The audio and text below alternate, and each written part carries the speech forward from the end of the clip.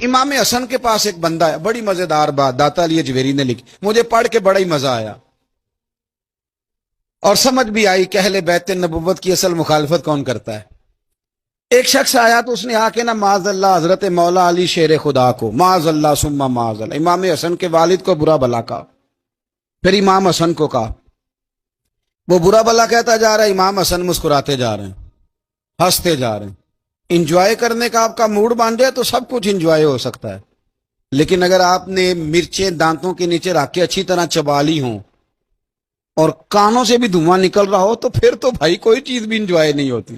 پھر تو قصور یہ ہے کہ مرچیں نہیں چبانی تھی، آپ نے اپنا مزاج خود بڑا کڑوا کر لیا ہے، وہ کیسے کام چلے گا؟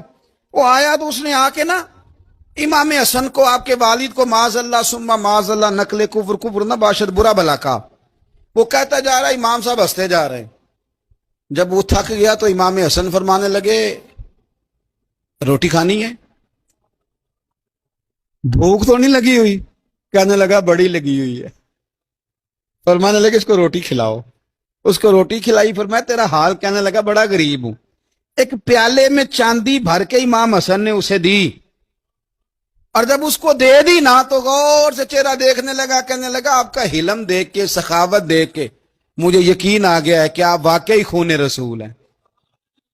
امام صاحب فرمانے لگے یہ بیچارہ اصل میں تنگ ہے اپنی زندگی سے، اصل اس کا حال کوئی نہیں، تو میرے ساتھ یہ حرکتیں کر رہا ہے۔ تو یہ آپ سمجھیں اس بات کو، کچھ لوگ بیچارے ویسے ہی تنگ ہوتے ہیں، پریشان ہوتے ہیں، ویسے ہی بلا وجہ معاملہ ہی کوئی نہیں۔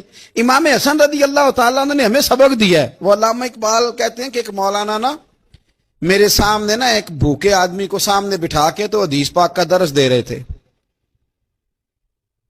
بندے کو بھوک بڑی لگی ہوئی تھی، وہ درس دیتا جا رہا ہے۔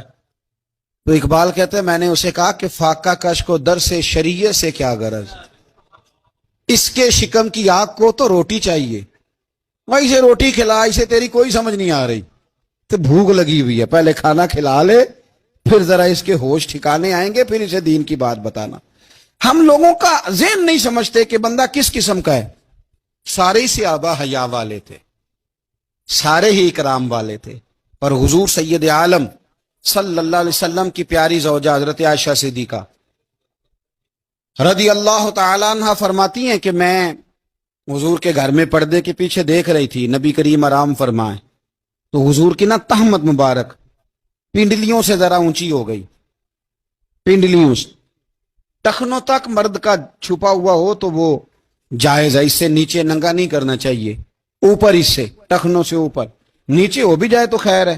حضور کی پنڈلیاں نا تھوڑی سی چادر ہٹی ہوئی تھی، پنیاں کہتے ہیں ہم پنجابی میں، پنڈلیوں سے ذرا چادر ہٹ گئی، حضور لیٹے رہے، آرام فرما رہے۔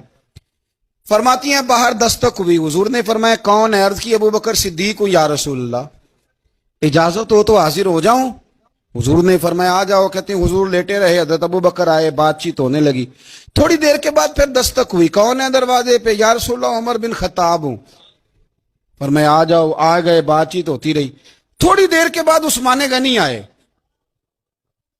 یا رسول اللہ آ جاؤں؟ فرمایا عثمان ذرا ٹھہر۔ حضرت عثمان ٹھہر گئے، نبی کریم اٹھ کے بیٹھے، چادر مبارک پنڈلیوں کے گرد لپیٹی، اپنے کرتے کو سیدھا فرمایا، کہا عثمان آ جاؤ۔